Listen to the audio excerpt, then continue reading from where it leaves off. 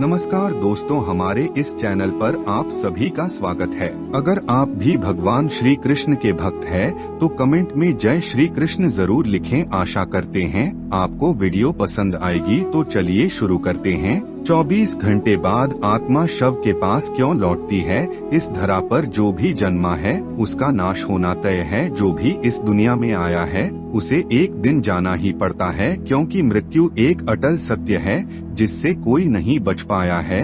लेकिन आज हम जो बताने वाले हैं उससे आप हैरानी में पड़ जाएंगे। इस प्रश्न का उत्तर लगभग सारे व्यक्तियों को जानने की उत्सुकता रहती है।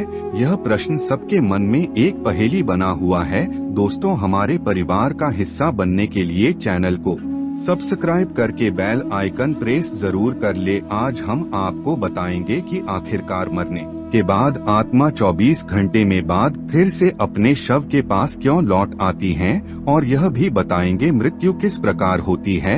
हम इसी बात पर प्रकाश डालने वाले हैं कि आखिरकार मरने के बाद आत्मा 24 घंटे के बाद फिर से अपने सबके पास क्यों लौट आती है। आपको बता दें कि हम जो आपको जानकारी देने वाले हैं वह पुराणों से मिली है। इसका उल्लेख हमको पुराणों में मिलता है। लोग अपने जीवन में जैसा कर्म करते हैं उनको वैसा ही फल मरने के बाद मिलता है। यह बात आपने भी सुनी होगी, जो कि सच है। मरने के बाद एक इंसान के साथ क्या होता है, यह गरुड़ पुराण में लिखा मिलता है। गरुड़ पुराण के अनुसार मरने के समय 2 यम के दूत आते हैं। जो लोग अच्छे कर्म करते हैं उनको आदर पूर्वक ले जाते हैं, और जो लोग दोष होते हैं उनको प्रताड़ना देकर ले जाते हैं। यह दोनों दूत इस आत्मा को यम के सामने ले जाते हैं और इसको यहीं पर 24 घंटे के लिए छोड़ देते हैं। यहाँ पर इसके गलत कर्मों को दिखाया जाता है। फिर 24 घंटे के बाद 13 दिनों तक वहीं छोड़ दिया जाता है।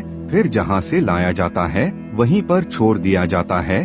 13 दिन तक विधि क्रियाओं के बाद यमलोक लाया जाता है।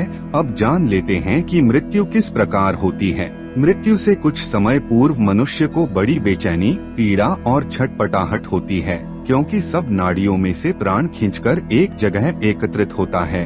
किंतु पुराने अभ्यास के कारण वह फिर उन नाड़ियों में खिसक जाता है, जिससे एक प्रकार का आघात लगता है। यही पीड़ा का कारण है। रोग, आघात या अन्य जिस कारण से मृत्यु हो रही हो तो उससे भी कष्ट उत्पन्न होता है। मरने से पूर्व प्राणी कष्ट पाता है, चाहे वह जवान से उसे प्रकट कर सके या न कर सके।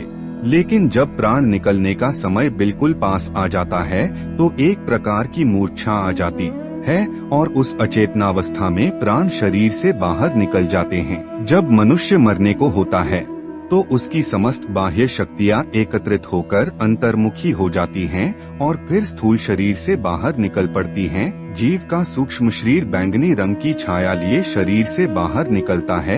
गरुड़ पुराण में बताया गया है, जीवन में जो बातें भूलकर मस्तिष्क के सूक्ष्म कोष्ठकों में सुषुप्त अवस्था में पड़ी रहती हैं, वे सब एकत्रित होकर एक साथ निकलने के कारण जागृत एवं सजीव हो जाती हैं। इसलिए कुछ ही क्षण के अंदर अपने समस्त जीवन की घटनाओं को फिल्म की तरह देखा जाता है। इस समय मन की आश्चर्यजनक शक्ति का पता लगता है। उनमें से आधी भी घटनाओं के मानसिक चित्रों को देखने के लिए जीवित समय में बहुत समय की आवश्यकता होती, पर इन क्षणों में वह बिल्कुल ही स्वल्प समय में पूरी तरह मानवपटल पर घूम जाती हैं। इस सबका जो सम्मिलित निष्कर्ष निकलता है वह सार रूप में संस्कार बनकर मृतात्मा के साथ हो लेता है। कहते हैं कि यह घड़ी अत्यंत ही पीड़ा की होती है।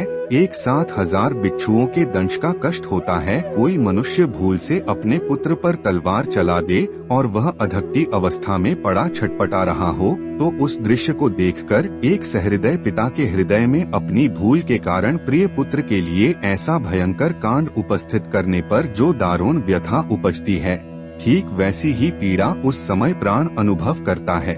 क्योंकि बहुमूल्य जीवन का अक्सर उसने वैसा सदुपयोग नहीं किया जैसा कि करना चाहिए था। जीव जैसी बहुमूल्य वस्तु का दुरुपयोग करने पर उसे उस समय मर्मांतक मानसिक वेदना होती है। पुत्र के कटने पर पिता को शारीरिक नहीं मानसिक कष्ट होता है। उसी प्रकार मृत्यु के ठीक समय पर प्राणी की शारीरिक चेतनाएं तो शून्य हो जाती हैं, पर मानसिक कष्ट बहुत भारी होता है। रोग आदि शारीरिक पीड़ा तो कुछ क्षण पूर्व ही, जबकि इंद्रियों की शक्ति अंतर्मुखी होने लगती है, तभी बंद हो जाती है। मृत्यु से पूर्व शरीर अपना कष्ट सह चुकता है। बीमारी से या किसी आघात से शरीर और जीव के बंधन टूटने आरंभ हो जाते हैं। डाली पर से फल उस समय टूटता। दोस्तों, इस वीडियो का सेकंड पार्ट बनना चाहिए, तो ज्यादा से ज्यादा लाइक करें। दोस्तों, आज के लिए इतना ही। आपका क्या राय है कमेंट में जरूर बताएं।